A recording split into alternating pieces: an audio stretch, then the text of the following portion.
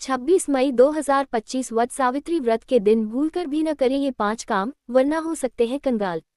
परिचय। हिंदू धर्म में वट सावित्री व्रत का अत्यधिक महत्व है। यह व्रत सुहागिन स्त्रियां अपने पति की लंबी उम्र, अच्छे स्वास्थ्य और सौभाग्य के लिए करती हैं। यह व्रत ज्येष्ठ मास की अमावस्या को मनाया जाता है, जो 2025 में 26 मई को पड़ रही है।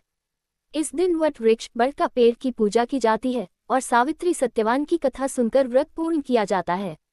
धार्मिक मान्यताओं के अनुसार इस दिन कुछ विशेष कार्यों से परहेज करना चाहिए, नहीं तो इसका उल्टा असर पड़ सकता है। आइए जानते हैं वट सावित्री व्रत के दिन कौन से 5 कार्य बिल्कुल नहीं करने चाहिए, वरना जीवन में दरिद्रता, तनाव और दुर्भाग्य आ सकता है। 1. वट वृक्ष की पूजा में लापरवाही या अपवित्रता। वट सावित्री व्रत का सबसे प्रमुख अंग है वट वृक्ष की पूजा। इस दिन व्रती स्त्रियों को सूर्योदय से पहले स्नान करके शुद्ध वस्त्र धारण करने चाहिए और वट वृक्ष की विधिपूर्वक पूजा करनी चाहिए। व्रत करने वाली महिला को वट वृक्ष के तने पर कच्चा सूत धागा लपेटकर परिक्रमा करनी होती है। क्या न करें? बिना स्नान किए वट वृक्ष की पूजा न करें। पूजा करते समय मन में अपवित्र विचार न रखें। व्रत करते समय झूठ बोलना, गाली देना या किसी से लड़ाई करना व्रत को निष्फल कर देता है। फल। इस व्रत की पूजा अगर सही तरीके से न की जाए तो इसका प्रभाव उल्टा पड़ सकता है। धार्मिक मान्यता है कि इससे पति का स्वास्थ्य खराब हो सकता है या परिवार में आर्थिक तंगी आ सकती है। 2. व्रत के दिन पेड़ पौधों को काटना या नुकसान पहुंचाना।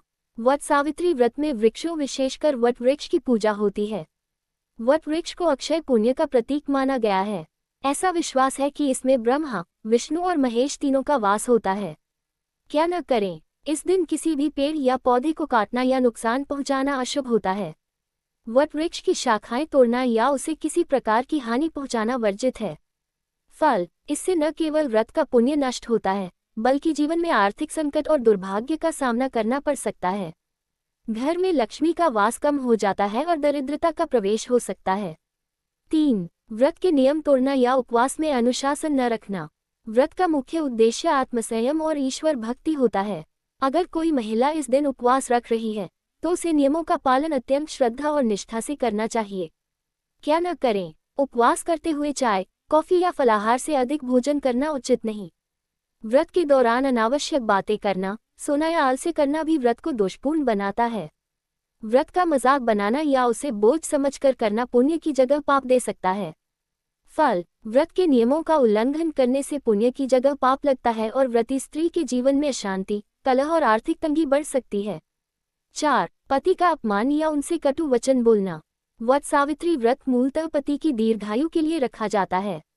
यह व्रत सावित्री द्वारा अपने मृत पति सत्यवान को यमराज से वापस लाने के संकल्प की याद दिलाता है। ऐसे में पति के प्रति श्रद्धा और सम्मान अत्यंत आवश्यक है। क्या न करें? इस दिन पति से झगड़ा, विवाद या अपमानजनक बातें करना अशुभ होता है। कठोर वचन, ताना मारना या कटाक्ष करना व्रत के फल को नष्ट कर देता है। पति की सेवा में लापरवाही न बरतें। फल। मान्यता है कि ऐसी स्त्री का व्रत निष्फल होता है और उसका सौभाग्य कमजोर हो सकता है।